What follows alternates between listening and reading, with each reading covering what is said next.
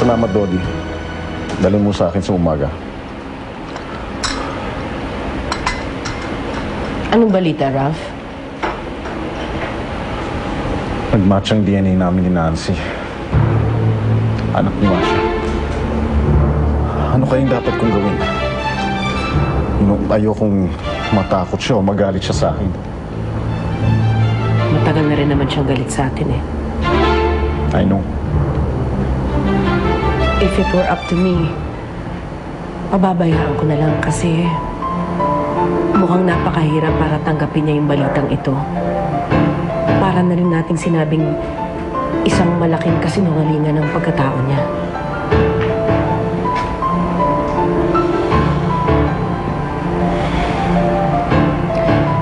Pero kilala kita.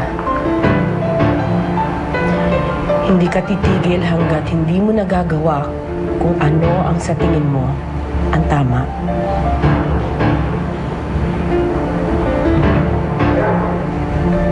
I think you should tell Nancy na anak mo siya. And in time, marirealize din niya that she has every reason to be proud.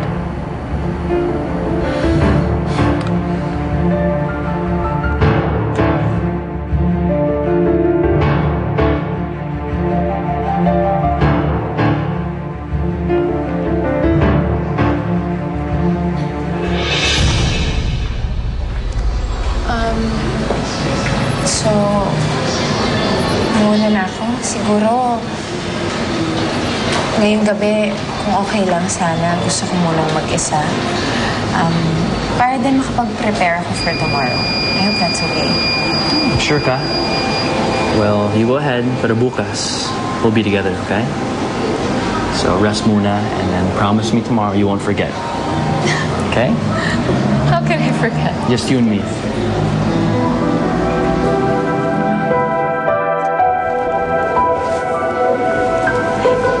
Ingat.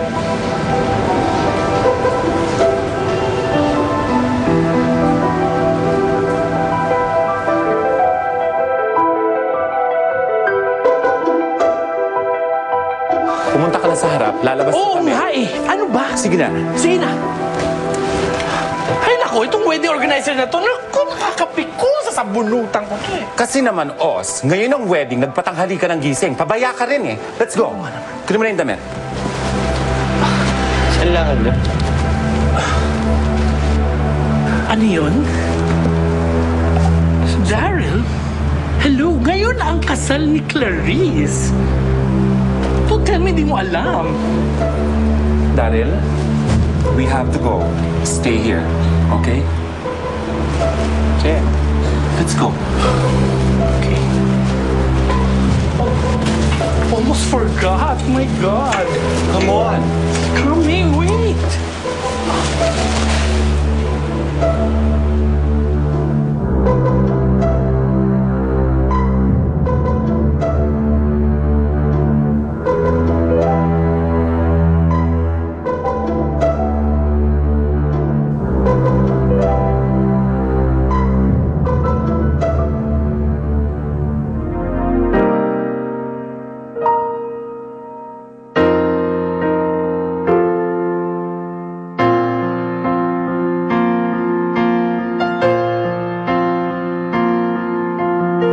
Nagbago man ang landas na tinahako, makukuha ko pa din ang lahat ng pinangarap ko.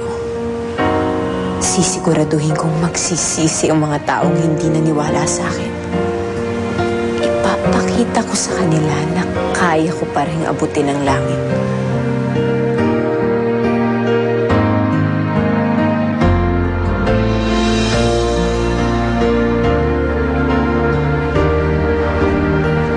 Nancy?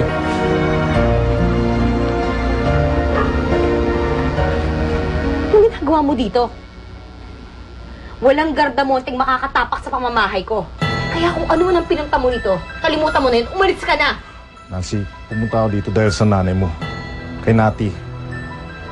Ano na naman tungkol sa nanay ko? Bakit hindi niyo ba kami layuan? Sumulat siya sa akin. Nahibilin ka niya sa akin.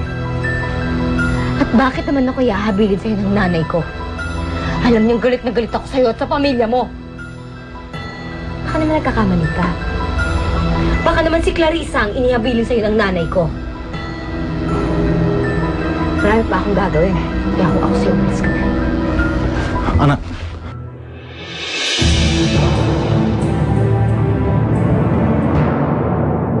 Ikinalulungkot kong sabihin na hindi makakarating ang groom. So, hindi matutuloy ang kasal na ito.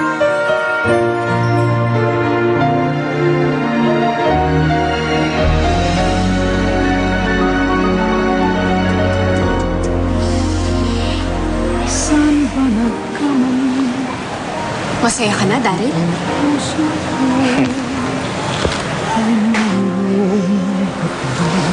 Ngayon, Clarissa, alam mo na ang pakiramdam ng tinatatwa.